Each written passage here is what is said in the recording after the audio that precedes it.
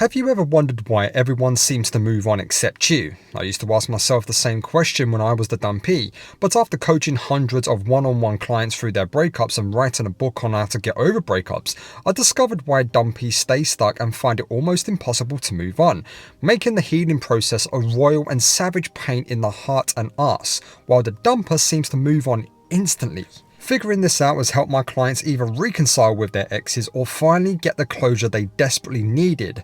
As a result, they've been able to heal their crippling breakup and find even better partners. So in this video, I'm going to reveal the key reasons why breakups feel so much harder for the Dumpee, why you might be struggling to move on, and if we have time, I'll throw in a little bonus at the end on why moving on isn't always as easy for the dumper as they'd like you to believe. Why? Because I'm a nice guy and I want you to get over this. The reason it's so fucking hard to move on, why it feels like the whole world is going by while you're stuck, is because you've been hit by a tsunami of pain. The kind that knocks the air out of your lungs like doing those stupid ice baths. But instead of ice water taking your breath away, it's a jagged emotional knife going through your back and through your chest. And then, to make it worse, you've got friends and family saying the dumbest shit imaginable. It's been 6 months, you should be over it already. At least they dumped you sooner rather than later. And my personal favourite, winner of the most useless advice ever award, I never liked them anyway. You were too good for them. Oh, thanks, Auntie Susan. That totally makes me feel better about being emotionally eviscerated right now. If you do have an Aunt Susan, I'm sure she's a lovely lady, but for the benefits of this video, Aunt Susan has been single for 20 years and has 10 cats. And back to the video. Then there's social media stalking. Let's be honest, I know you're doing it. Most of you can't resist scrolling through their new life, dissecting every post, zooming in on their new friend, convincing yourself they've upgraded while you're left picking up the pieces. You zoom in like you're the FBI, trying to spot a sign that they miss you too. And hey, I get it. That's the world we live in now. There's a time and a place to get it all out of your system, but at some point, you've got to do what needs to be done to start moving forward. That all sounds great, Nick, but how the fuck do we do that? Alright, I'm getting to it. Damn, tough crowd on this video tonight. You need to understand something above all else, and that is the fading effect bias. Now, if you've been here a while, love you guys, you're fucking awesome, you've probably heard me talk about this before. But for the new legends who just found my channel, let me break it down. The fading effect bias is why, over time, we tend to forget the bad and romanticize the good. Your brain is literally wired to soften negative memories faster than positive ones.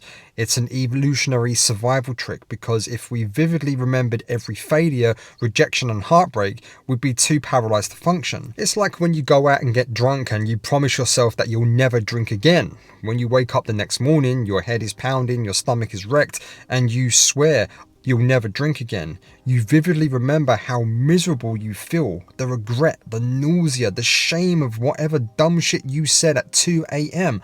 But give it a few weeks or even days and suddenly that awful hangover fades. Instead, you start reminiscing about how fun the night was, the laughter, the dancing, the wild stories. The misery of the hangover? Practically forgotten. So what happens? You go out and you do it all over again. That's exactly what your brain does with breakups. It dulls the pain, erases the bad parts, and leaves you with a highlight reel of the good times. And just like with that hangover, if you're not careful, you'll find yourself wanting another round of something that once made you sick. So real quick, how do we overcome this emotional mindfuck? Start with by keeping a reality checklist. Write down every major issue in the relationship. Arguments, red flags, broken promises, moments of emotional neglect. Whenever nostalgia kicks in and you start romanticizing your ex, read this list to ground yourself in reality. Secondly, flip the script. Instead of thinking, I miss them so much, reframe it to, I miss the version of them I created in my head. The person you're longing for isn't real anymore. If they were, you'd still be together. Thirdly, limit social media and memory triggers. Seeing your ex's highlight reel only fuels the bias. Block, mute, or at the very least take a social media detox so you're not feeding yourself a false narrative. And lastly, talk to someone who will keep it real. Surround yourself with people who won't sugarcoat the past. Friends who will say, dude, remember when they ghosted you for that weekend? Or they made you feel like crap 80% of the time? You need perspective, not wishful thinking. Or you can talk to someone like me who does this for a living. Link in the description below. Was that plug too cheeky? Answers on a postcard. And fifthly, yes, I know I said lastly on the fourth one, but I fucked that up and I cannot be bothered to go back and edit it. So, fifthly, recreate the highs without your ex. Often we miss how our exes made us feel, not the person themselves. So if you love traveling with them, book a trip solo or with friends. If they made you laugh, watch stand-up comedy. Learn to detach the joy from the person. The key is intentional awareness. You have to remind yourself why the breakup was necessary so your brain doesn't trick you into thinking it wasn't. My friends, breakups just fucking suck. No matter how well I explain it or how much I try to soothe you today, it's going to feel like the worst pain imaginable. Your ex wasn't just your partner. They were your lover, best friend, safe place, stability, confidant, and partner in crime. They were someone you were co-lifing with.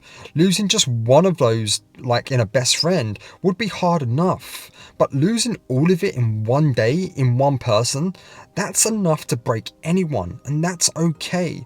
However you're feeling right now, it's okay. I remember waking up first thing in the morning, grabbing my phone and praying there'd be a text message from my ex.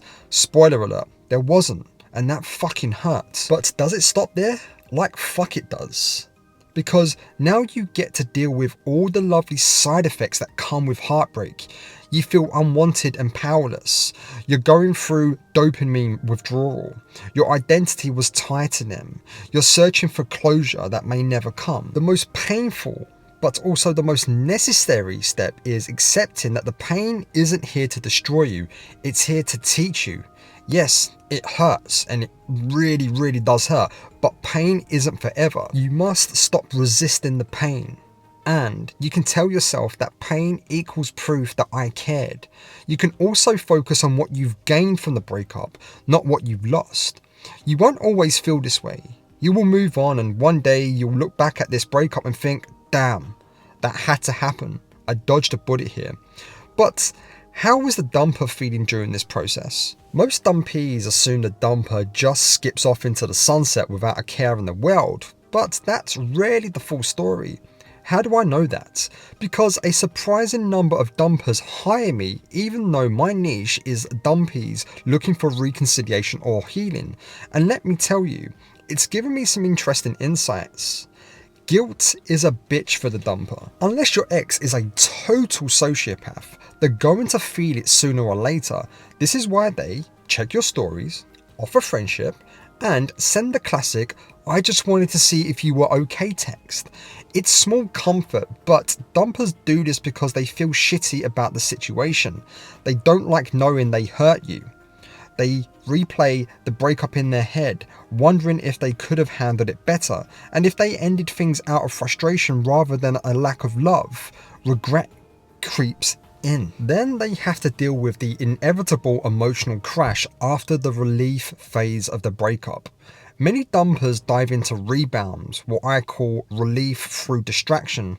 At first they feel lighter, they've been mentally preparing for a breakup for a while, so once they do it, there's relief.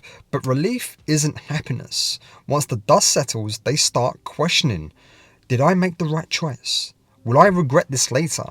What if they move on and I realise I fucked up? That's why dumpers sometimes come back, not because they suddenly realise you're their soulmate, but because being alone is harder than they thought it would be. Then the dumper experiences the delayed pain of the breakup. Just like hitting the gym, pain isn't always instant. You feel it a day or two after. This is called the DOMS, D-O-M-S, delayed onset muscle soreness. Whereas the dumper has delayed onset emotional soreness, D-O-E-S, or DOES for short. Don't give up your day job, Nick. Unfortunately, dumpees feel the pain up front because they didn't see it coming. Dumpers, though, can start to feel it later, often when they see you moving on. That's when you get the random, hey, how have you been text, or them watching all your Instagram stories like a detective.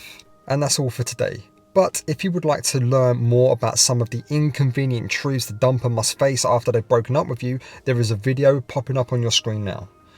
As always, my name is Nick, this has been The Love Fix. You are enough, you're gonna be okay, and I'll see you on the other side.